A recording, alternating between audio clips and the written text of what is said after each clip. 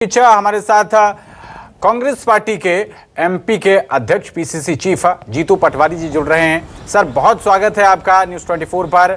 आज अंतिम चरण की वोटिंग मध्य प्रदेश में हो रही है और जो लोग मतदाता अभी तक कतार में लगे हुए हैं वो अपने मताधिकार का प्रयोग कर सकेंगे, लेकिन वोटिंग का समय समाप्त हो गया है। क्या देख पा रहे हैं, कहां पर कांग्रेस पार्टी इस वक्त मध्य प्रदेश में अपने आप को देख पा रही है? अंतिम चरण की वोटिंग संपन्न हो गई है सर। नहीं, मैं मानता हूं कि जिस तरीके से मतदान हुआ, जो शुरुआती पहले चरण का मतदान था, उसमें जरूर कांग्रेस पार्टी में थोड़ी निराशा थी, क्योंकि हम रिसेंट विधानसभा के चुनाव हारे थे। पर जैसे ही पहले और दूसरे चरण का मतदान हुआ, उसके बाद हमारा पूरा कार्यकर्ता मोटिवेट हुआ और जिस तरीके से पूरे प्रदेश में एक भावना आई, अब लगभग 10 से 12 सीट कांग्रेस पार्टी मैं मानता हूं कि इस दौर में लेके आएगी।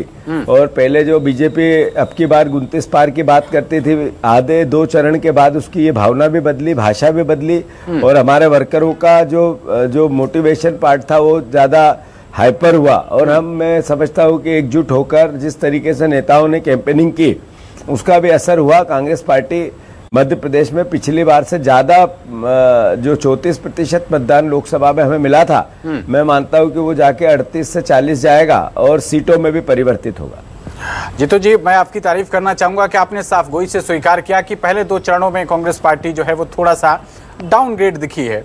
किन कारणों को आप जिम्मेदार मानते हैं कि उस वक्त कांग्रेस पार्टी का प्रदर्शन आपकी उम्मीदों के मुताबिक नहीं हो पाया? नहीं, बात यह है कि हमारे यहाँ 3 महीने पहले ही विधानसभा के इलेक्शन हुए थे और उसके जो रिजल्ट आए थे बहुत बेहद निराशाजनक और जनता और कार्यकर्ताओं और नेताओं की उम्मीदों के विपरीत थे। मैं मानता हूँ ऐसे में नेचुरल है, स्वाभाविक है कि जो वर्कर हमारा डिमोरलाइज था और उस बीच में थोड़ा मध्य प्रदेश का घटनाक्रम भी ऐसा घटा जिसमें हमारे कुछ सीनियर मोस्ट लोग पार्टी छोड़ के गए, उससे भी जरूर निराशा थी। पर अंतोगत्वा जो कैंपेनिंग की धार था, जो हमने बहुत तेज से, जैसे मैंने भी 140 से ज्यादा सभाएं की, ऐसे हमारे सारे नेता लगे थे, तो ऐसे में जो मोटिवेशन हो सकता था, उसके बाद जो शार्पनेस आई, मैंने कहा ना 8 से 12 सीट कांग्रेस मध्य प्रदेश में ला सकती। जीतू जी, बहुत अच्छा चुनाव प्रचार आप बता रहे हैं, लेकिन इसी बीच पता नहीं आप उसको स्लिप ऑफ टंग कहेंगे या क्या कहेंगे, एक बयान आपके मुंह से निकला इमरती देवी को लेकर। क्या आपको लगता है कि अगर वो बयान नहीं दिया गया होता तो और अच्छा रहता? वो हो गया। नहीं, वो तो मैंने कहा, उसको लेकर मैंने स्वीकार करके माफी मांगी थी 2 बजे रात को। वो 2 तरह की भावना होती है, एक जानबूझ के, एक एक्सीडेंट। वो एक्सीडेंट था और उसको लेके मैंने सार्वजनिक रूप से क्षमा मांगी, उसमें कोई बीच में बात करने की जगह ही नहीं रहती। तो भावनाओं के आवेश का वो एक आप बता रहे हैं कि उस तरीके का एक रिएक्शन था। खैर, आगे बढ़ते हैं। नो, भावनाओं का आवेश भी नहीं था। मैंने कहा हर व्यक्ति से कभी न कभी किसी न किसी एक शब्द का केवल उसमें मीनिंग गलत हो गया, यही ध्यान रखने की बात है। मैंने कहा, मुझे 2 बजे रात को जैसे ही पता चला कि इस तरह का कोई वक्तव्य आ गया मेरे द्वारा जल्दीबाजी में, तो मैंने उसके लिए क्षमा मांगी थी। अब मैं समझता हूँ उसको रिपीट करना ठीक नहीं। बिल्कुल ठीक है। जीतू जी, आप कह रहे हैं कि 10 से 12 सीटें करीब कांग्रेस पार्टी लेकर आएगी, लेकिन आपकी जो प्रतिद्वंदी पार्टी है भारतीय जनता पार्टी, वो कह रहे हैं कि मिशन क्लीन स्वीप है, सभी 29 सीटें हम जीतेंगे।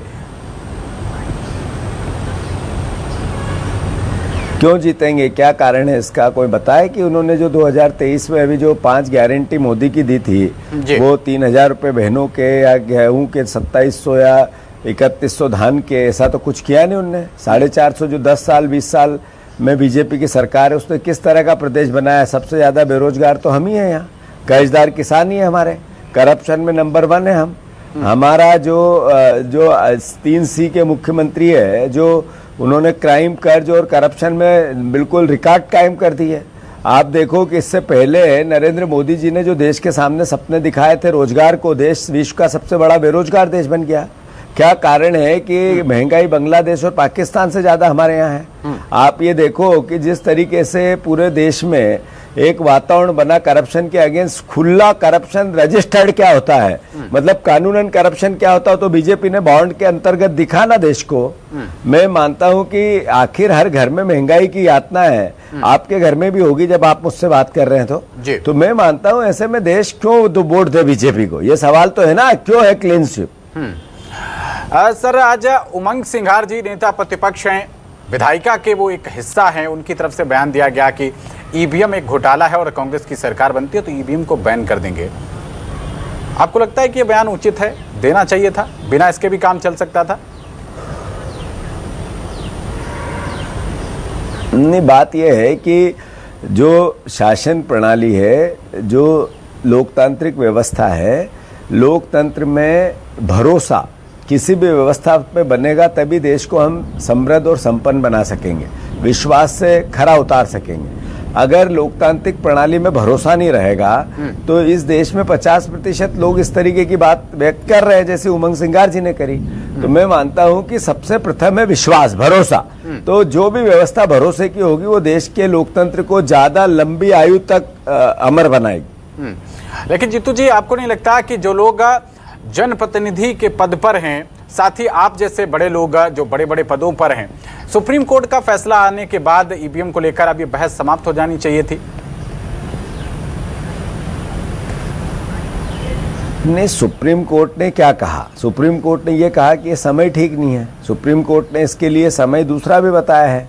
सुप्रीम कोर्ट ने कहा कि समय, ये व्यवस्था चूंकि इलेक्शन के लिए नहीं है, तो जो भी मुझे एग्जैक्ट पता नहीं है, पर सवाल ये नहीं है कि सुप्रीम कोर्ट का वर्डिक्ट क्या है, सवाल ये नहीं है कि आरोप प्रत्यारोप क्या है, सवाल ये है कि ये देश सबका है और आज हम हैं कल नहीं रहेंगे।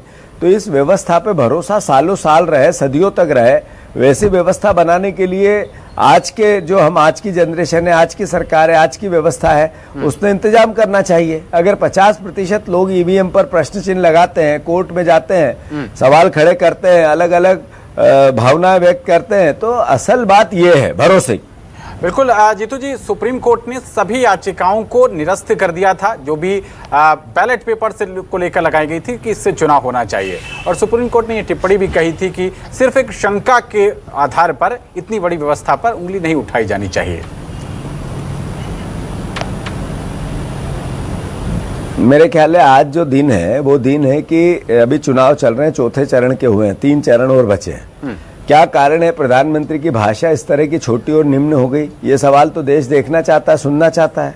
अरे हमारे देश के प्रधानमंत्री जब कोविड था, जब पिता की अर्थी चल रही थी, उधर एक परिवार से एक व्यक्ति जा रहा था, ना रेमडेसिविर थे, ना ऑक्सीजन था, ना कुछ नहीं था, हॉस्पिटल की त्राई थी, तब लोगों को उन्होंने कहा पिता की अर्थी जलते वक्त ताली बजाओ, थाली बजाओ। लोगों ने बजाई, इतना भरोसा किया। और आज हमारे देश का प्रधानमंत्री नफरत की बातें करता है, घृणा की बातें करता है, हिंदू मुसलमान की बातें करता है। तो ये सवाल बनते हैं ना, बनता है कि देश के प्रधानमंत्री को 10 साल में बताना था महंगाई क्यों है। जब उन्होंने कहा था 2014 में कि जब आप वोट डालने जाओ तो ये गैस का सिलेंडर, इसको नमस्कार करके जाना, प्रणाम करके जाना, तो याद रहेगा वोट का डालना है। अब 1100 हो गया तो उसको पैर छू के जाने चाहिए। ये सवाल बनते हैं या नहीं बनते? लेकिन वो तो कह रहे हैं, वो दूसरे मुद्दों की तरफ लेके जा रहे हैं, विरासत टैक्स की बात कर रहे हैं। वो कह रहे हैं कि आपके घर का मंगलसूत्र चला जाएगा अगर कांग्रेस पार्टी की सरकार आ जाती है तो। अब कैसे आप इस नैरेटिव, ये जो नैरेटिव पहुंचता है जमीन तक, जीतू जी, आपकी कांग्रेस पार्टी एक आम जनता को उतना भरोसा क्यों नहीं दिला पाती है? ये देश जब आजाद हुआ था तो आजादी के शहजादी जो थे उनको पता नहीं था देश कब आजाद होगा। तब उनने अपनी शहादत दी और देश आजाद हुआ। कई लोग बिना आजादी देख के ही चले गए। वो विचार कौन सा था? कांग्रेस का ही तो था। अभी देश की उन्नति की 70 साल में 60 साल कांग्रेस ने राज किया। देश के लोगों को दिया या उनसे लिया? जरा सवाल ये है, आप बताओ, आपके परिवार में आपके पिताजी, आपके दादाजी, परदादाजी, उनको देश के सरकार जब कांग्रेस की थी तो डिलीवर किया था या उससे आपके परिवार से लिया था? दूसरी बात, ऐसे ही देश के प्रधानमंत्री के परिवार से लिया था या उनको दिया था? जो बात, स्कूल उनको दिया, कॉलेज उनको दिया, स्वास्थ्य सेवाएं उनको दी, वो स्टेशन उनको दिया जहां वो चाय बेचते थे, ये कांग्रेस नहीं किया ना? किसने किया?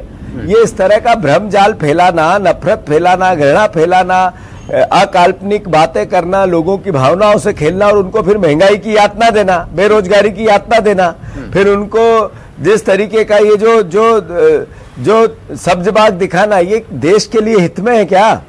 ये देश के लिए हितकर है क्या? अरे आप ये क्यों नहीं पूछना चाहते कि इस देश की जो क्राइम हुआ, 141 लोगों पर ईडी और सीबीआई के केस हुए और वो सारे 121 उसमें से बीजेपी में चले गए। करप्शन के अगेंस्ट लड़ाई थी प्रधानमंत्री की, इस पे जवाब चाहिए या नहीं चाहिए? इस पे जवाब चाहिए कि नहीं कि इस देश में जो इलेक्ट्रॉल बॉन्ड हुआ, जो वैक्सीन लगी जिससे लोग मर रहे हैं, खड़े खड़े गिर रहे हैं, उस वैक्सीन के मालिक से 50 करोड़ रुपए 54 करोड़ रुपए बीजेपी के खातों में डलवा लिए पूनावाला से। यही प्रधानमंत्री है ना हमारे देश के? ये सवाल बनता है नहीं बनता? 121 करोड़ जो कंपनी कमाती है, 181 करोड़, उससे 1100 करोड़ बीजेपी के खातों में डलवा लिया।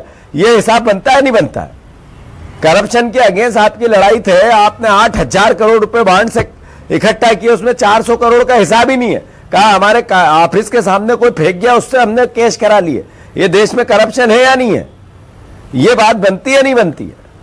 अरे आप ये बताओ कि इस देश में रशिया जैसा शासन आ जाएगा, इस देश में चाइना जैसा शासन आ जाएगा, सरकारी एक दिन मीडिया हो जाएगी, ये सवाल क्यों बन रहा है? क्या कारण है? लोकतंत्र खतरे की है, ये बात बार बार उठ रही है। आरक्षण खतरे में, ये बार बार उठ रही है। ये संविधान खतरे में, ये बार बार उठ रही है। ये क्या कारण है कि इस देश का फिनोमा ऐसा बन गया है कि एक बहुत बड़ा वर्ग डरा हुआ है? किसान कर्जदार क्यों है? यहाँ 84% किसानों को आज केसीसी लोन पर निर्भर है और वो भी टाइम पे पटा नहीं पा रहे हैं। ये सवाल बनता है नहीं बनता है? अरे हम अगर ये कहते हैं कि 16 लाख करोड़ रुपए आपने जिनको कर्ज माफ किया, वैसे ही हम किसान का करेंगे, गरीब का करेंगे, महिला को देंगे, युवा को देंगे, तो कोई गुनाह करते हैं क्या?